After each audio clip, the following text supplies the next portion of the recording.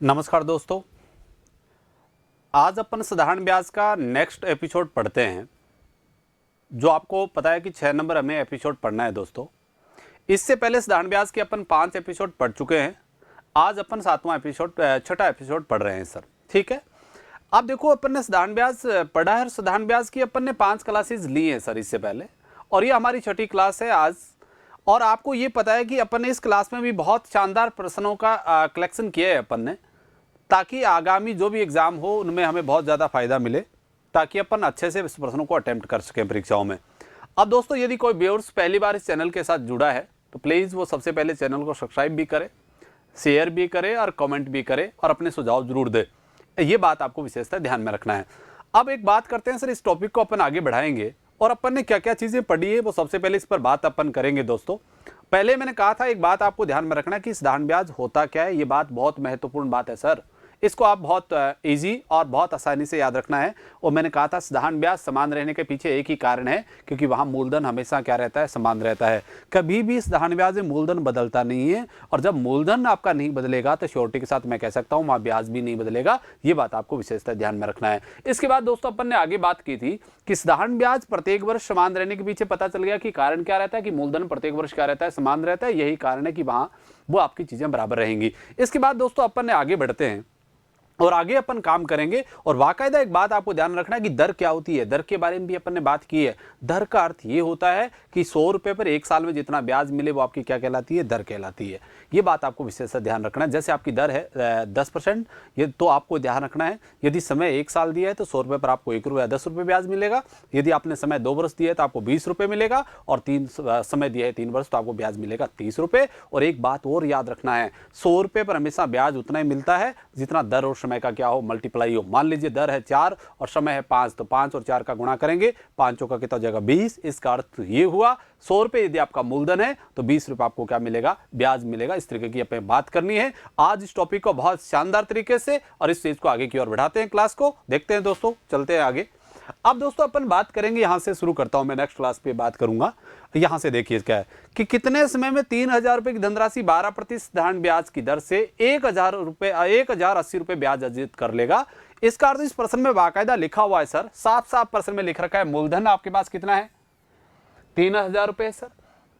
आपके पास ब्याज है वो कितना है, 1080 रुपए है सर, और दर भी आपके पास है सर कितने परसेंट है, 12% है। आपको यहां से समय बताना है सर, समय क्या होगा।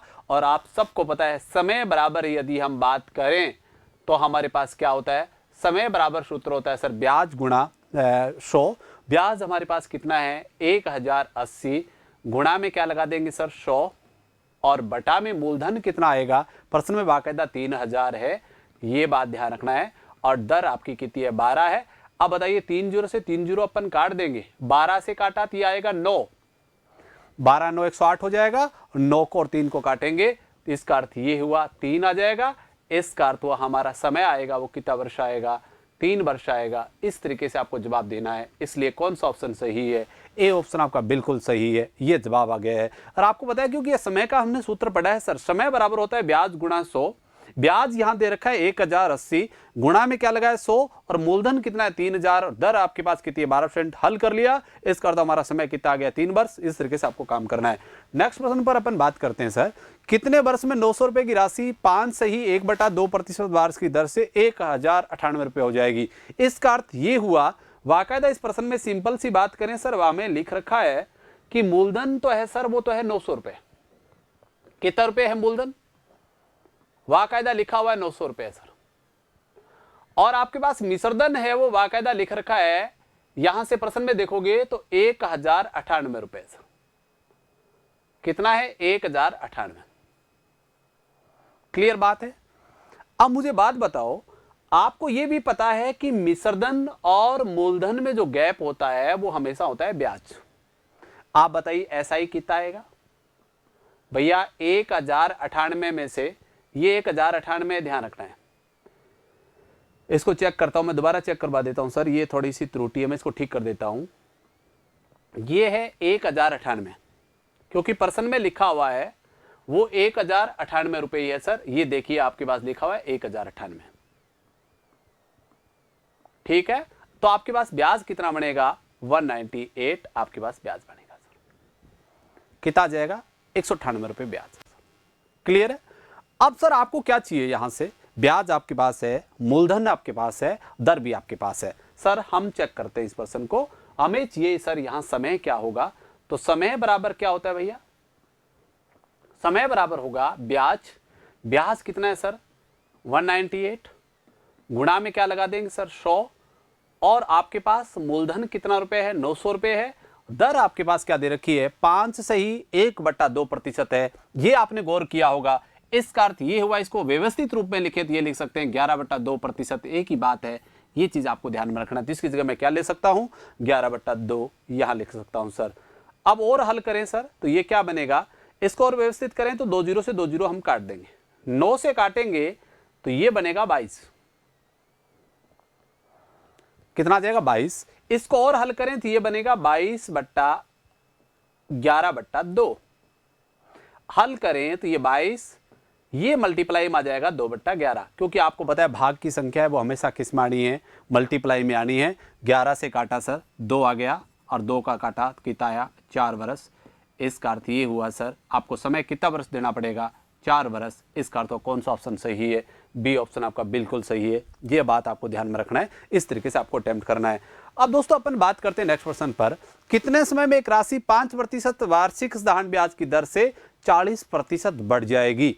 अब 40% बढ़ जाने का अर्थ ये हुआ सर आपका मूलधन 100 रुपए है, तो आपका मिश्रधन कितने समय में आपको बाकायदा लिख रखा है कितना हो जाता है 140 रुपए। धन वो 40% बढ़ जाने का अर्थ ये हुआ कि 100 रुपए वाला धन कितना हो जाए 140 रुपए हो जाता है सर। इसका अर्थ ये हुआ सर यहां से हमें ब्याज है वो कितने रुपए मिला है सर, आप बात करेंगे ऐसा ही है वो कितने रुपए है 40 रुपए है सर, ऐसा ही कितना है 40 रुपए है सर। अब मुझे बताइए दर कितनी है 5 आपके पास है सर। देखो ये मूलधन आपके पास है सर, ब्याज आपके पास है, दर भी आपके पास है, हमें समय की रिक्वायरमेंट है सर, आवश्यकता चाहिए। अब समय बराबर सूत्र क्या होता है सर, आपको पता है अभी थोड़ी देर पहले हमने पढ़ा था, समय बराबर होता है ब्याज गुणा, ब्याज है 40, गुणा में क्या लगा देंगे 100, और बटा में मूलधन भी कितना है 100 है, और आपके पास भैया दर है वो कितनी दे रखी है 5। बताइए 100 से 100 कट गया है, 5 से काटा, इसका अर्थ ये हुआ दर हमारा समय है वो कितना वर्ष आ जाएगा 8 वर्ष। उत्तर आपका 8 वर्ष आ गया है। इसका अर्थ ये हुआ डी ऑप्शन आपका बिल्कुल सही है, उत्तर आपके पास डी आ जाएगा। यही इस तरीके से आपको काम करना है। पता चला है आपको कि 100 रुपए वाला धन क्योंकि 40% बढ़ जाने का अर्थ ये हुआ 100 रुपए वाला धन है वो 140 रुपए हो जाता है। इसका अर्थ तो आपको ब्याज की तरफ मिला है वहां 40 रुपए आपको ब्याज मिला है दोस्तों। ठीक बात है, कर दोगे कोई दिक्कत नहीं है। नेक्स्ट प्रश्न पर बात एक बार फिर करते हैं अपन। बात क्या है 10% साधारण ब्याज की दर से किसी निश्चित समय के बाद एक निश्चित मूलधन और साधारण ब्याज का अनुपात है वो 10:3 हो जाता है। इसका कहने का अर्थ ये है सर कि आपका मूलधन और ब्याज का अनुपात दे रखा है। क्या है आपका मूलधन और ब्याज का अनुपात, बाकायदा लिख रखा है 10:3। इसका अर्थ ये हुआ 10 रुपए यदि आपका मूलधन है तो 3 रुपए आपको क्या मिलेगा ब्याज मिलेगा। ये बात आपको ध्यान में रखना है, यहां से बाकायदा ये बात लिखी हुई है, इन्हीं बातों को नजर में रखेंगे और बाकायदा आपको लिख रखी है दर भी। अब मुझे बताओ दर आपके पास है सर, मूलधन आपके पास है और आपके पास ब्याज भी आपके पास है, हमें चाहिए सर समय। तो समय बराबर क्या होता है सर ब्याज गुणा 100 बटा मूलधन और इंटू दर, और दर भी कितनी है यहां 10 से। हल कर लीजिए सर, आपको पता है ये कट गया है 100 से। इसका अर्थ ये हुआ समय कितना वर्ष आ गया है 100 वर्ष। ये उत्तर है, यही जवाब है, ये आंसर होगा। इस तरीके से आपको काम करना है। कितना वर्ष आ जाएगा 3 वर्ष, ये उत्तर है। सी ऑप्शन आपका बिल्कुल सही है। ये बात आपके पास फिर आ गई है। अब नेक्स्ट प्रश्न पर बात करते हैं एक बार कि कम से कम कितने वर्ष होने चाहिए जिससे कि 2600 रुपए पर 6 से ही 2/3% वार्षिक साधारण ब्याज की दर से साधारण ब्याज एक पूर्ण संख्या हो जाए। अब यहां से ध्यान रखना है, पूर्ण संख्या होने का अर्थ यह हुआ है कि जो भी ब्याज हो वो दशमलव में नहीं आना चाहिए। किस में आना चाहिए, पूर्ण संख्या आनी चाहिए। इसका अर्थ तो ब्याज है वो 100 रुपए आए, 200 रुपए आए, 300 रुपए आए, कहीं दशमलव में यदि आ रहा है तो वो बात आपकी क्या है गलत है, और आपको बताना है कम से कम समय। इस प्रश्न में दे क्या रखा है सर, आपको रेट भी लिख रखी है और दर है वो कितनी है सर, यहां बाकायदा लिख रखी है, देखो 6 से ही 2/3% दिख रखा है। और प्रिंसिपल भी आपके पास है, प्रिंसिपल आपके पास कितना है, यहां बाकायदा लिख रखा है 2600 रुपए। ठीक है। अब मुझे एक बात बताओ, हमारे पास साधारण ब्याज की बात करें तो साधारण ब्याज का सूत्र क्या हो जाना चाहिए सर? साधारण ब्याज मैं निकालूंगा, मेरा साधारण ब्याज होगा वो क्या हो जाना चाहिए, मैं लिखता हूं यहां, और साधारण ब्याज होता है भी बराबर होता है मूलधन गुणा में, मूलधन तो कितना है 2600, गुणा में हमारे पास आएगी दर, दर कितनी है 6 से ही 2/3, इसकी जगह मैं ले सकता हूं 20/3, और टाइमिंग को मैं क्या ले लेता हूं टी, और आपको पता है पूरे के बट्टा में क्या जाएगा 100। क्लियर है? ये बात आपको विशेषता ध्यान में रखना है, यही सूत्र होता है सर ब्याज का। अब मुझे बताओ काटूं मैं कोई चीजों को व्यवस्थित करूं, तो आपको पता है 100 से 100 यहां से कैंसिल हो जाएगा, ये बचेगा 26, यहां आ जाएगा 20/3, और गुणा में क्या है टी। अब एक बात सोचिए दोस्तों, यहां से गौर करने वाली बात यह है, बहुत महत्वपूर्ण बात यह है, मुझे एक बात बताओ, यहां से क्या ये 3, 26, 20 ये कट रहे हैं कि यहां से हल करोगे, यदि टी की जगह 1 रखोगे तो यहां मान पूर्ण संख्या में नहीं आएगा। इसका अर्थ हुआ टी की जगह क्या वैल्यू रखी जाए कि वो 3 से कट जाए, तो आप टी की जगह 3 लिख सकते हो, 6 लिख सकते हो, 9 लिख सकते हो, 12 लिख सकते हो। यदि आपका 3 के पाड़े की कोई संख्या लिखोगे तो यहां निश्चित तौर पर ब्याज क्या आएगा, एक पूर्ण संख्या आएगी दोस्तों। अब आप सोच रहे हो सर 6 लिख लूं, 9 लिख लूं, मर्जी है मेरी, जितना लिखूं तो मेरा उत्तर तो पूर्ण संख्या आएगी। पर एक बात आप विशेषता ध्यान में रखना है, फर्स्ट लाइन में बाकायदा लिखा हुआ है कम से कम समय होना चाहिए, टी का छोटे से छोटा मान रखना है ताकि वो एक पूर्ण संख्या आ जाए। तो दोस्तों इसकी जगह में क्या रखना पड़ेगा, मान लीजिए मैं टी की जगह क्या रख देता हूं, 3 लिख देता हूं। अब टी की 3 रखते ही आपका उत्तर आएगा, वो देख लीजिए क्या आएगा, यहां से गौर करिए आप, 3 रखते ही हमारे पास ये आएगा देखो 26, और गुणा में क्या होगा 20/3, और यहां भी क्या रखा जाएगा 3, देखो 3 से 3 कट गया। अब हमारे पास ब्याज कितना आ गया है 520 रुपए। बताइए क्या एक पूर्ण संख्या आई है कि नहीं आई? बिल्कुल आपके पास पूर्ण संख्या आई है। इसका अर्थ हमें समय कितना वर्ष लेना पड़ेगा, 3 वर्ष लेना होगा। अब आपको ये सोचना नहीं है कि आंसर 6 ले सकते हैं क्या, हाँ ये बात नहीं लिखी होती कि कितने समय में लिखा होता, केवल कम से कम ना लिखा होता तो आप 3 भी ले सकते हो, 6 भी ले सकते हो, 9 भी ले सकते हो, आप 12, इसका तो 3 के पाड़े की कोई भी संख्या लिख लीजिए, आपका ब्याज क्या आएगा, एक पूर्ण संख्या आएगी। ये बात आपको विशेषता ध्यान में रखना है, ठीक बात है, कर दोगे कोई दिक्कत नहीं आएगी। ओके आगे बढ़ते हैं नेक्स्ट पर्सन की तरफ। इसका अर्थ इस पर्सन का समय आएगा वो कितना वर्ष आ जाएगा, 3 वर्ष आ जाएगा। ये बात आपको विशेषता ध्यान रखना है, ठीक है। अब आगे बात करते हैं। आगे पर्सन में दे रखा है कि एक मूलधन पर साधारण ब्याज उसका 25% है। भैया साधारण ब्याज है वो मूलधन का क्या है 25% है, और वाकायदा लिखा है ब्याज की दर और वर्षों की संख्या बराबर है। इसका कहने का अर्थ ये हुआ दर 5% है तो समय आपका 5 वर्ष है, और यदि दर 10% है तो समय आपका क्या है 10 वर्ष है। और ऐसे प्रश्न हम बहुत ईजी और बहुत आसानी से हम पढ़ चुके हैं। पहले याद आ रहा होगा तो मैंने कहा था दर और समय यदि बराबर हो तो वहां का वाकायदा कंडीशन अप्लाई दी होगी। यहां दोस्तों केवल मात्र एक अंतर कर रखा है इसने, दर है वो परसेंट, ब्याज है वो कितना परसेंट है 25% है, और 25% का फ्रैक्शन बनाएंगे 25/100 बनेगा। सर ये बात पता है, क्योंकि प्रतिशत हटाते हैं बट्टा में क्या लगाएंगे 100 लगाएंगे। इसका अर्थ ये हुआ 100 रुपए आपका मूलधन है तो 25 रुपए आपको वहां क्या मिलेगा, ब्याज मिलेगा। दोस्तों इसको और हल करूं तो मैं ऐसा भी लिख सकता हूं, क्या ये काट लेता हूं तो क्या बनेगा 1/4, क्या बन जाएगा 1/4। आपको पता है 100 रुपए पर 25 रुपए ब्याज मिलता है तो 4 रुपए पर आपको 1 रुपए ब्याज मिलेगा। और देखिए इस प्रकार के प्रश्न हम अटेम्प्ट करने का तरीका, वहां यही बात आ रही थी, वहां लिख रखा था साधारण ब्याज मूलधन का 1/16 है, दर और समय के संख्यात्मक मान बराबर है। तो बताइए दर क्या होगा, बताइए समय क्या होगा, इस टाइप की बात हम कर रहे थे वहां। और बाकायदा मैंने बताया था दोस्तों एक बात आपको विशेषता ध्यान रखना है वहां कि हमेशा हमेशा जो राशि दी होगी वो एक पूर्ण वर्ग संख्या होगी। देख लीजिए 1/4 भी क्या है, एक पूर्ण वर्ग संख्या है। 1/4 का वर्गमूल लेंगे तो क्या आएगा 1/2 बाहर होगा। ये बात आप सबको पता है, ये बातें हम कर चुके हैं। अब मैं इस बात को और फाइनली करूं और बढ़ाऊं आगे, तो मुझे पता है ये बात मैंने कहा दर निकालने का सूत्र बताया था मैंने आपको, क्या था वो सूत्र, तो आपको जो भी राशि दे रखी है उसका 1/4 कर दीजिए और गुणा में क्या कर दीजिए 10। तो सर क्या बनेगा 1/2 और गुणा में क्या है 10, दर काटी सर आपके पास कितनी आ गई 5%। ये उत्तर है आपके पास, फिर आ गई दर 5%। क्लियर है, कोई दिक्कत नहीं है। इसका अर्थ तो अब आपसे पूछा जाए सर समय बता दीजिए, तो आपको दोस्तों पता है दर और समय के संख्यात्मक मान क्या है बराबर है। इसका तो दर 5% है तो समय भी क्या होगा दोस्तों आपका 5 वर्ष होगा। इस तरीके से आपको काम करना है, कर दोगे मुझे पता है आराम से इस प्रश्न को। इसका अर्थ इसका आंसर क्या होगा 5% दर हो जाएगी। उत्तर आपका सी ऑप्शन सही है। इस तरीके से काम करना है। नेक्स्ट प्रश्न पर अपन बात एक बार फिर करते हैं। क्या दे रखा है, किसी धनराशि पर 7 से ही 1/2% वार्षिक दर से 6 वर्ष का मिश्रधन 11,600 रुपए है। उसी धनराशि पर 10% की दर से 6 वर्ष में मिश्रधन क्या होगा। एक बात आप सोचिए, आपको पता है, मान लीजिए इस पोर्शन में मूलधन दे रखा है आपका 100 रुपए। मान लीजिए पहले पोर्शन में मूलधन है 100 रुपए, तो आप याद रखना 100 रुपए पर हमेशा ब्याज उतना ही मिलता है जितना दर और समय का मल्टीप्लाई हो।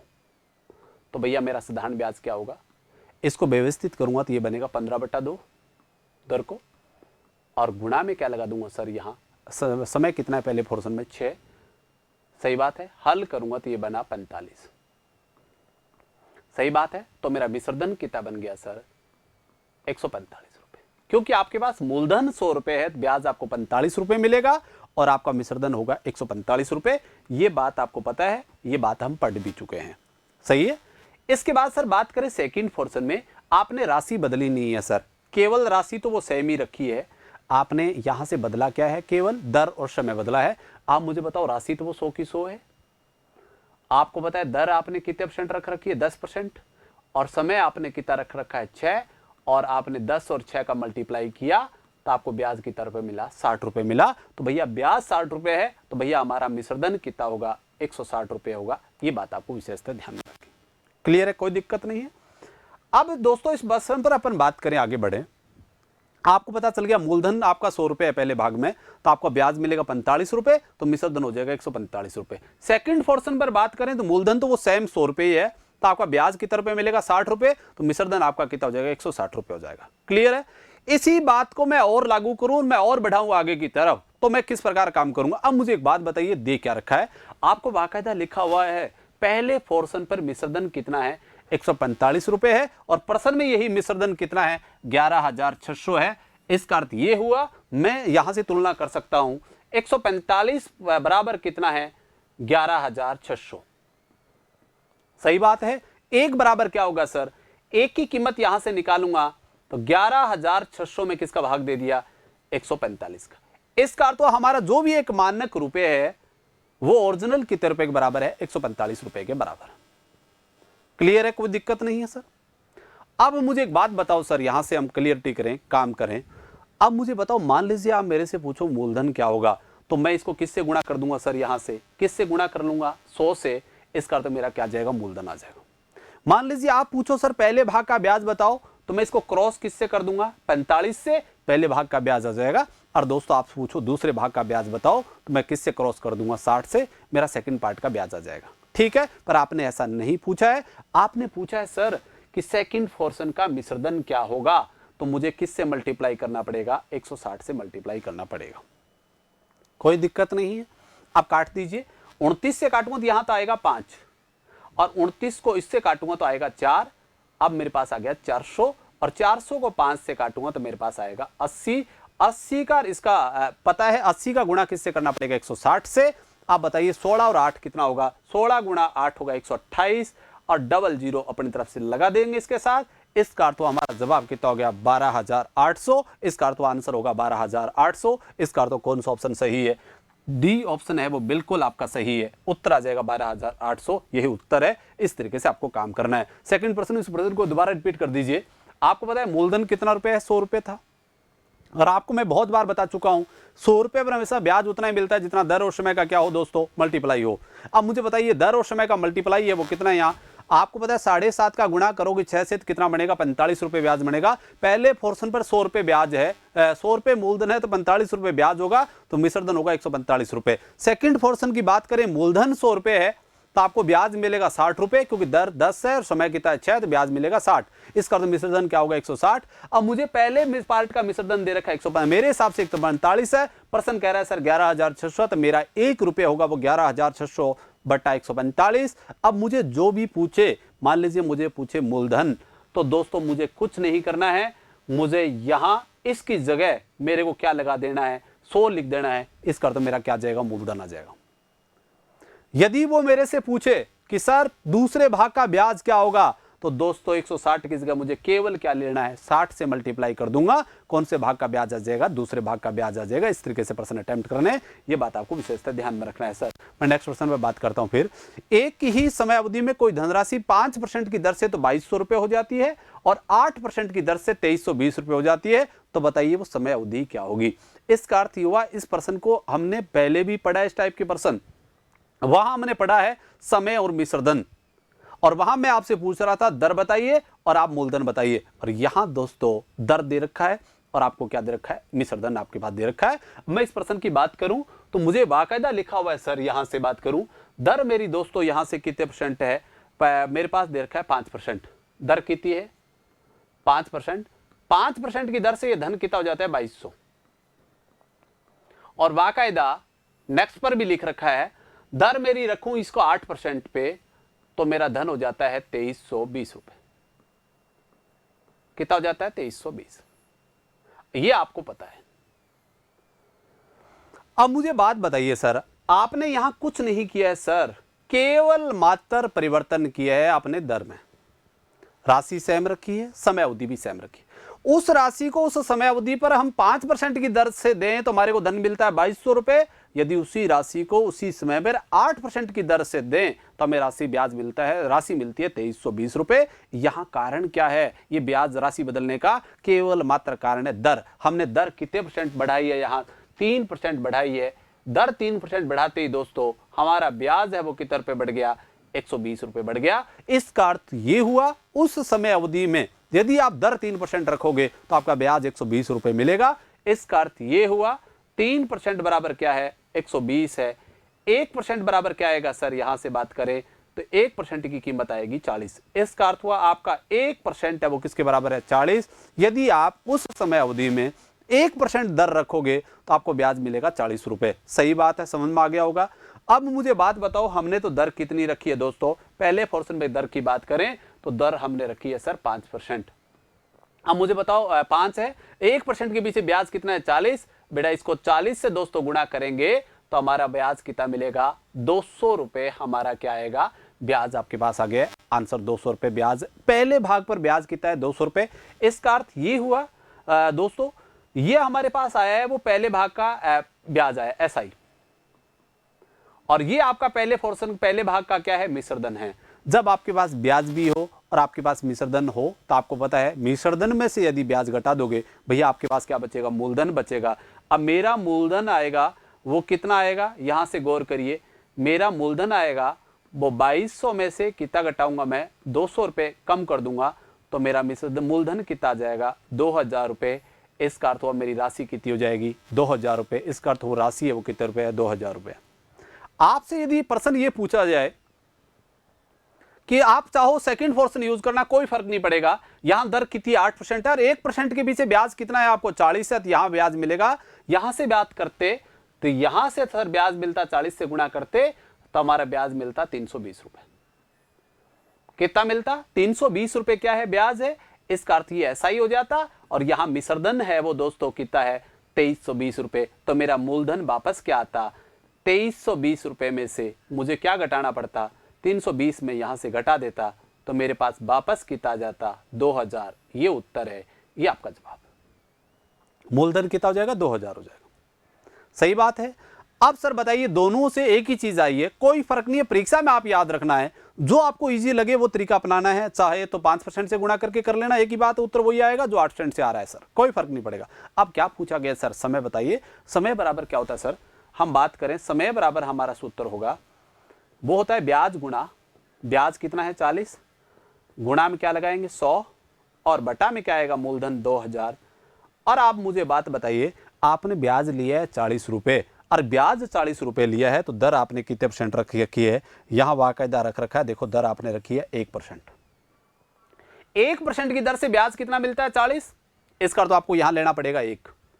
और यदि आप चाहते दर लें सर, ब्याज ले 120 तो आपको दर लेनी पड़ेगी 3%। और यदि आप चाहो ब्याज 200 रुपए लूं तो आपको दर कितने परसेंट लेनी पड़ेगी, 5%। याद रखना है, इसलिए हमने ब्याज कितना लिया 40, तो हम यहां कितना रखेंगे दोस्तों, केवल मात्र 1 रखेंगे, क्योंकि 1% के पीछे ही ब्याज कितना मिलता है, 40 मिलता है। हल कर लीजिए सर, 3 0 से 3 0 कट गया है, काटा 2 आ गया। इसका अर्थ हुआ समय आया है वो कितना वर्ष आया है, 2 बरस। कौन सा ऑप्शन सही है, ए ऑप्शन आपका सही है। इस तरीके से काम करना इस टाइप के प्रश्नों को। मैंने पूरी व्याख्या की है प्रश्न की, ताकि आपको परीक्षा में कोई दिक्कत नहीं आए, आराम से इस प्रश्न को आप अटेम्प्ट कर सकते हो। नेक्स्ट प्रश्न पर बात करते हैं आगे।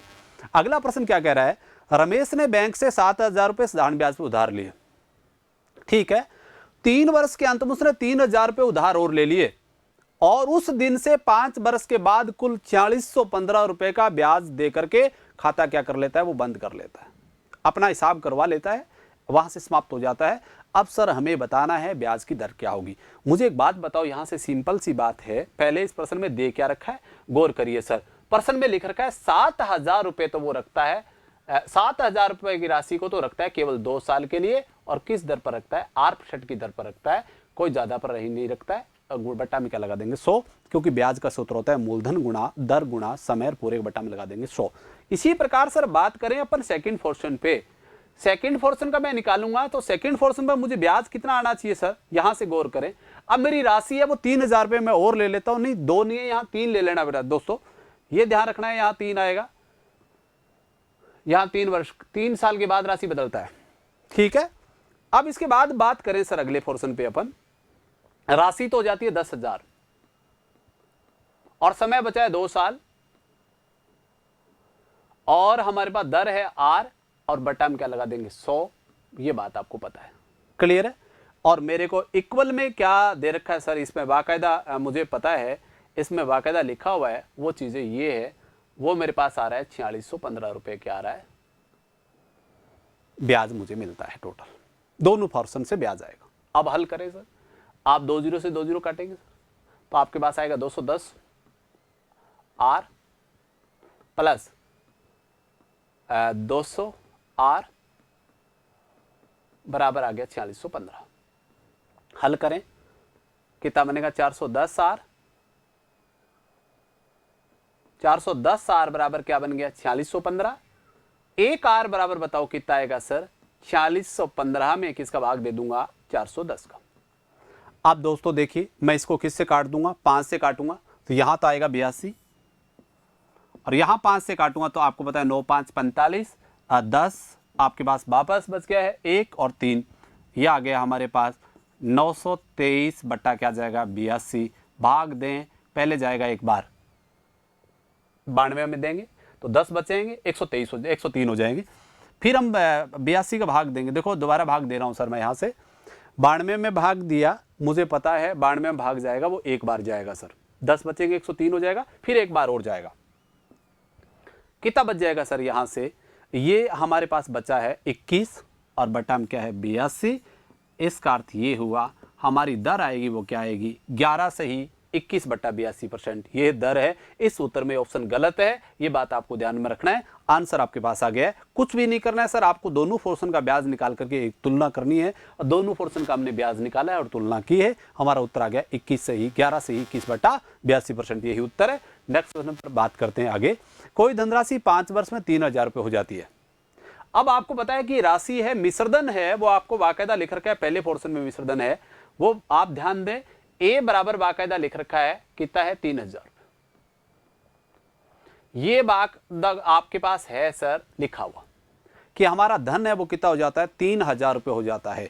और इस प्रश्न में और अपन ध्यान से पढ़ें, तो आप ध्यान से पढ़ें सर, यहां से बाकायदा कि यहां लिख रखा है साधारण ब्याज है, उस धनराशि का क्या है 1/4 हो जाता है। साधारण ब्याज है वो धनराशि का क्या है 1/4 है। 1/4 का अर्थ आप समझे होंगे, आप क्या है, इसका अर्थ ये हुआ हमारा मूलधन ₹4 रुपए है, तो हमारे को ब्याज कितना मिलेगा, ऐसा ही मिलेगा, वो 1 रुपए मिलेगा सर। और हमारा मिश्रधन होगा वो कितना रुपए होगा 5 रुपए होगा, ये पता है आपको। मूलधन 4 तो ब्याज आपका 1, मिश्रधन होगा 5, क्लियर बात है। अब मुझे बताइए मेरा मिश्रधन कितना है 5, और प्रश्न में मिश्रधन कितना है 3000, तो मेरा 1 रुपए कितने रुपए बराबर आ जाएगा 600 रुपए के बराबर आ गया। इसका अर्थ तो हमने जो भी 1 रुपए मान रखा है वो ओरिजिनल कितने रुपए बराबर होगा 600 के बराबर होगा। अब मुझे बताओ दोस्तों मेरा एसआई कितना होगा, यहां से मैं एसआई मान कितना रखा है 1 मान रखा है सर, और 1 की कीमत क्या है 600 है। इसका अर्थ ये हुआ मेरा एसआई होगा वो कितने रुपए हो जाएगा 600 रुपए हो जाएगा, ये बात आपके पास आ गई। एसआई 600 रुपए है तो मेरा प्रिंसिपल भी आ जाएगा, मैं किससे गुणा कर दूंगा इसको भी 600 से। इसका अर्थ तो मेरा प्रिंसिपल भी कितना रुपये हो जाएगा 2400 रुपये हो जाएगा। इसका अर्थ तो मेरी राशि पूछता तो 2400 रुपये है, उत्तर मेरा फाइनल हो गया है। अब मेरे पास राशि भी है, ब्याज भी मेरे पास है, समय भी मेरे पास है, मेरे को क्या चाहिए सर यहाँ से दर चाहिए, और दर का सूत्र क्या होता है ब्याज गुणा 100 बटा मूलधन इंटू आप क्या ले लोगे, समय कितना है 5, हल कर दीजिए सर। ये काटा 4 आ गया, 4 से काटा सर 25 आ गया, 25 को और 5 को काटेंगे कितना आ जाएगा, 5 आ जाएगी। इसका अर्थ दर आपकी कितने परसेंट आ जाएगी, 5% आ जाएगी। इसका अर्थ हमारा उत्तर कौन सा सही है, 1 नंबर ऑप्शन आपका बिल्कुल सही है। आपको सोचने की आवश्यकता नहीं है, इस तरीके से आपको काम करना है, ये बात आपको विशेषता ध्यान में रखना है। अब दोबारा देख लीजिए सर, आपके पास क्या है, प्रश्न में दिखा हुआ था कि मिश्रधन है वो तो 3000 है सर, और ब्याज है वो मूलधन का क्या 1/4। इसका अर्थ 4 रुपए यदि आपका मूलधन है तो 1 रुपये आपका ब्याज बनेगा। अब भैया 4 रुपए मूलधन और 1 रुपये ब्याज, तो मिश्रधन कितना रुपये होगा, 5 रुपये होगा। ये बाकायदा देखो यहाँ लिखा हुआ है। अब हमारा मिश्रधन 5 है, प्रश्न में मिश्रधन कितना है 3000 है, 5 बराबर 3000, तो 1 बराबर कितना आ जाएगा 600 रुपए। इसका अर्थ हमारा जो भी 1 रुपये हमने मान रखा है वो ब्याज कितने रुपए हो, धन कितने रुपए बराबर है 600 के बराबर। इसका अर्थ मूलधन पूछे तो है कितना 4, 4 का गुणा किया 600 से कितना होगा 2400 रुपए, और ब्याज कितना 1, तो ब्याज कितने रुपए है 600। अब देखो ब्याज भी आपके पास है, मूलधन भी आपके पास है, और समय भी आपके पास है। दर का सूत्र क्या होता है, ब्याज गुणा 100, ब्याज 600 है, गुणा में लगा दिया 100 और हल कर लिया, तो दर कितनी आ गई 5%। इसका अर्थ हमारा मूलधन तो होगा 2400 रुपए और दर हमारी कितनी है 5%। इस तरीके से दोस्तों प्रश्न का जवाब देना है, ये बात आपके पास फिर आ गई है। नेक्स्ट प्रश्न पर बात करते हैं एक बार फिर। एक व्यक्ति को धनराशि 5 वर्ष के लिए उधार लेता है और मूलधन व कुल ब्याज का अनुपात है वो 5:2 है। अपने को बताना है मूलधन और ब्याज की दर का अनुपात क्या होगा। अब मुझे बात बताइए, यहां से बाकायदा लिख रखा है कि मूलधन और ब्याज में अनुपात। हमारा मूलधन 5 रुपए है तो हमें ब्याज 2 रुपए मिलता है सर, ये बाकायदा लिखा हुआ है इस प्रश्न में। ये देखिए अब सही है, आपका मूलधन 5 रुपए है, ब्याज आपको कितना रुपए मिलेगा 2 रुपए मिलेगा। अब बताओ प्रश्न में समय भी दे रखा है, कितना वर्ष दे रखा है 5 वर्ष। क्या दर निकाल सकता हूं मैं, आराम से दर निकाल सकता हूं सर। मेरा दर निकालने का सूत्र होगा वो क्या होता है बताया, दर बराबर होता है सर ब्याज गुणा में 100 बटा मूलधन इनटू आप क्या ले लोगे समय कितना है 5 काटा 25 काटा 100 से तो 4। इसका अर्थ तो हमारी दर कितने परसेंट आ गई है 8% आ गई है। दर हमने निकाल ली 8%। सही बात है। अब मुझे बताओ 8% हमारे पास दर आ गई, हमें क्या चाहिए, मूलधन और ब्याज की दर का अनुपात चाहिए सर। मूलधन चाहिए और ब्याज की दर का अनुपात चाहिए। भैया हमारा मूलधन है वो तो हमारे पता है कितना है 5, ये 5 है, और हमारी दर है वो कितनी आई है 8% आई है, राइट। अब मुझे बताओ इसका परसेंट हटाओगे तो आपको पता है क्या बनेगा, ये इसको और व्यवस्थित करेंगे तो ये बनेगा 5, ये बनेगा 8/100। सही बात है। इसको और हल करें तो सर यहां से हल कर सकते हो और आप काट भी सकते हो इसको आराम से। ये तो 5 का 5 ही रहना है सर, ये बन सकता है 2/25। आपको पता है इसके बटा में कुछ नहीं तो क्या लगा लेंगे 1। अब क्रॉस मल्टीप्लाई हो जाएगा, 25 का 5 से गुणा करें तो क्या बनेगा 125, और 1 का 2 से गुणा करें तो क्या बनेगा 2। इसका अर्थ तो हमारा अनुपात क्या बन गया 125:2। उत्तर आ जाएगा 125:2। इसका अर्थ इस ऑप्शन में थोड़ी गलती है, आप दोस्तों लास्ट ऑप्शन को ठीक कर लेना। हमारा उत्तर आएगा वो आएगा 125:2। ये उत्तर है, ये आपका जवाब है। दोबारा देख लीजिए प्रश्न कैसे अटेम्प्ट किया अपन ने। मूलधन 5 रुपए तो ब्याज आपको 2 रुपए मिलता है, और दर का सूत्र आपको पता है क्या होता है, दर निकालने का सूत्र हमने निकाला है। मूलधन आपके पास पता है ब्याज 2 रुपए है, गुणा में 100, मूलधन भी 5 और दर समय भी कितना है 5। हल किया तो दर कितनी है 8%। अब दोस्तों आपको पता है हमें चाहिए, आपको पता है मूलधन और ब्याज दर में अंतर अनुपात चाहिए। भैया मूलधन भी तो है और हमारे पास क्या है दर भी है, दोनों निकाल लिए अपन ने। अब आप एक बात ध्यान रखना, एक बिना परसेंट की राशि और 1% की राशि है तो आपको परसेंट हटाना पड़ेगा। चाहो तो आप ऐसे भी कर सकते हो, दोनों का आप 100 से गुणा करना, जिसके साथ परसेंट है वो तो परसेंट हट जाएगा वहां से, जिसके साथ परसेंट नहीं है उससे 100 से मल्टीप्लाई हो जाएगा तो 500 हो जाता है, ये हो जाता 800। 500 और 8 काटते वापस क्या बनता है 125:2। हमारे पास उत्तर आ जाता। इस तरीके से आप अटेम्प्ट कर सकते थे, आपकी मर्जी है, चाहो जिस तरीके से करो तो आपके उत्तर आ गए। ये इस तरीके से आपको काम करना है। अब नेक्स्ट प्रश्न क्या है, यदि 6 वर्ष का साधारण ब्याज मूलधन के 30% के बराबर है। कहने का अर्थ यह है कि 6 वर्ष का साधारण ब्याज है वो मूलधन के 30% के बराबर है। इसका अर्थ यह हुआ सर, यहां से हम बात करें मेरा मूलधन 100 रुपए है तो मेरे को यहां से ब्याज मिलता है वो 30 रुपए मिलता है। कितना मिलता है 30 मिलता है, सही है। अब आपको बता गया, आपको 100 रुपए, आपको ये बाकायदा लिखा हुआ है सर, यहाँ की ब्याज और मूलधन कितने समय बाद समान हो जाएंगे, ये बात है।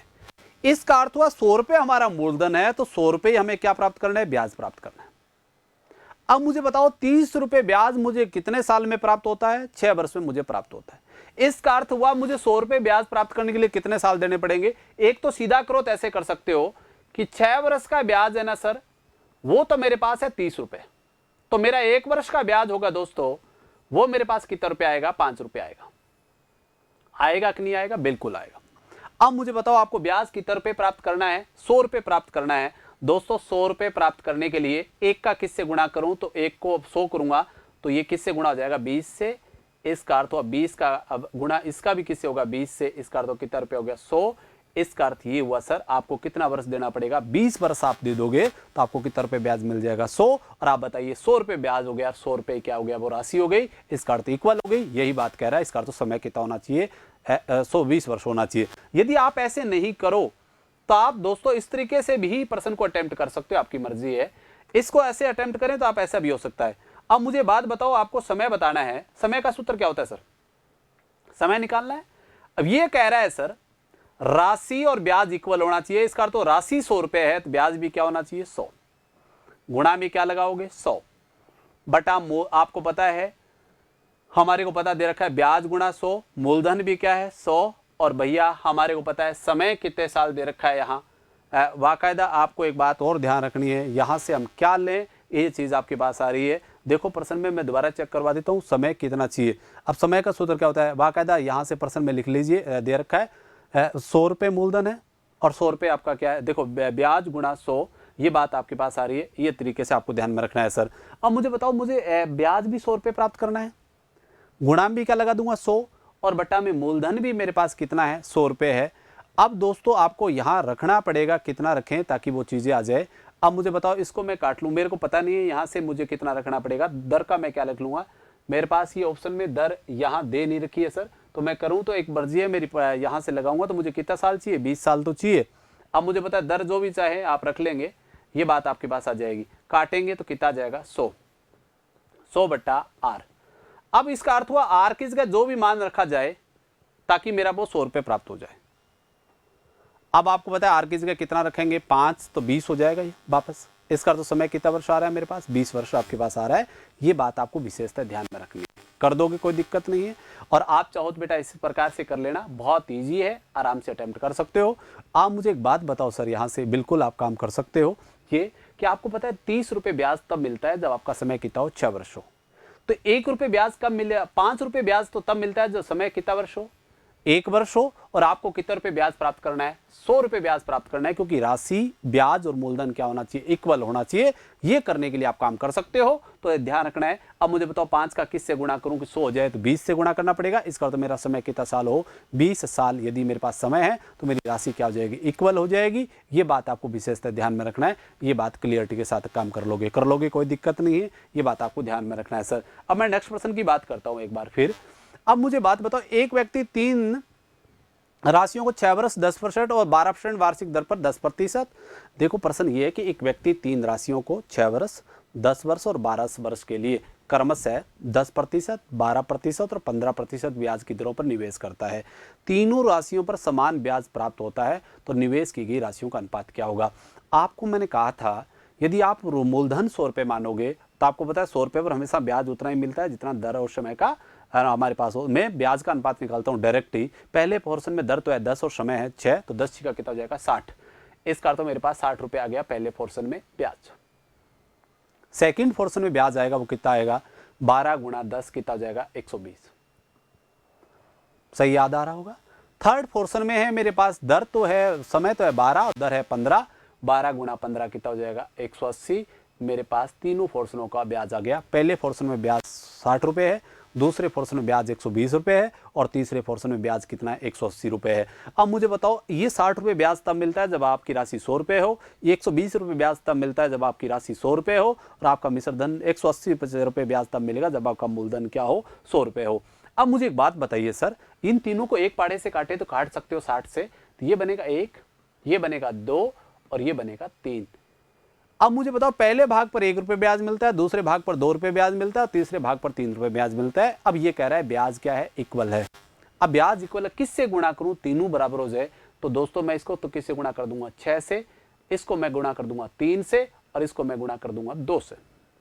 और ऐसे प्रश्न हमने पढ़े भी हैं, ब्याज बराबर हो तो याद आ रहा होगा, पीछे आप क्लासों में देखोगे तो आपको मिलेगा। अब बताओ दोस्तों यहाँ किससे गुणा किया है मैंने, 6 से, यहाँ किससे गुणा किया है 3 से और यहाँ किससे गुणा किया है 2 से। इसका अर्थ मेरी वो राशि है वो किस अनुपात में बांटी गई है, 6:3:2 में दी गई है। आंसर आ गया 6:3:2। इसका अर्थ कौन सा ऑप्शन सही है, ए ऑप्शन आपका बिल्कुल सही है। उत्तर आपका पहला सही है, पहला जवाब होगा। इस तरीके से आपको काम करना है। ये आपको मुझे पता है, आराम से इस प्रश्न को समझाओगा। दोबारा देख लीजिए कैसे किया है। आपको पता है मैंने 60 से काट लिया सबको, तो यहाँ 1 रुपये बचेगा, 2 बचेगा और 3 बचेगा। क्या यहाँ ब्याज बराबर है, नहीं सर, एक भाग पर 1 रुपये है, दूसरे भाग पर 2 है, तीसरे भाग पर 3 है। अब किससे गुणा करें कि बराबर हो जाए, तो दोस्तों सीधी सी बात है, यदि किसी बच्चे को 1, 2 और 3 का एलसीएम लेना आ रहा है तो एलसीएम ले सकते हो, 6 होगा। अब बताओ 1 का किससे गुणा करूं 6 हो जाए तो 6 से गुणा करना पड़ेगा, 2 को किससे गुणा करूं कि 6 हो जाए 3 से करना पड़ेगा और 3 को किससे गुणा करेंगे 2 से, तो बराबर हो जाएगा। अब जिससे भी गुणा किया है वो संख्या उतार लीजिए। किसी बच्चे को ये भी नहीं आ रहा है तो ऐसा काम कर सकता है, वो पहले पोर्शन को दबा लेगा, बचेगा क्या 2 और 3, तो 2 और 3 का गुणा करें 6, सेकंड पोर्शन को दबा लें 1 और 3 का गुणा करें 3 और थर्ड पोर्शन को दबाएंगे तो 2 और 1 का गुणा होगा तो 2। इसका अर्थ वो राशि किस अनुपात में बटेगी, 6:3:2 में। इसका अर्थ हमारा कौन सा ऑप्शन सही है, ए ऑप्शन दोस्तों सही है। इस तरीके से आपको काम करना है। अब मैं नेक्स्ट प्रश्न पर बात करता हूं आगे। ये हमारी क्लास यही हम समाप्त करते हैं और ये बेटा आपकी साधारण ब्याज का 6 नंबर एपिसोड अपन ने पढ़ लिया है और बहुत ईमानदारी से अपन ने पढ़ा है। आप प्लीज इसको बहुत ईमानदारी से पढ़िए और आगे बढ़ोगे और बहुत आपको आने वाली परीक्षाओं में फायदा मिलेगा। नेक्स्ट क्लास के साथ एक बार फिर मिलेंगे। ओके।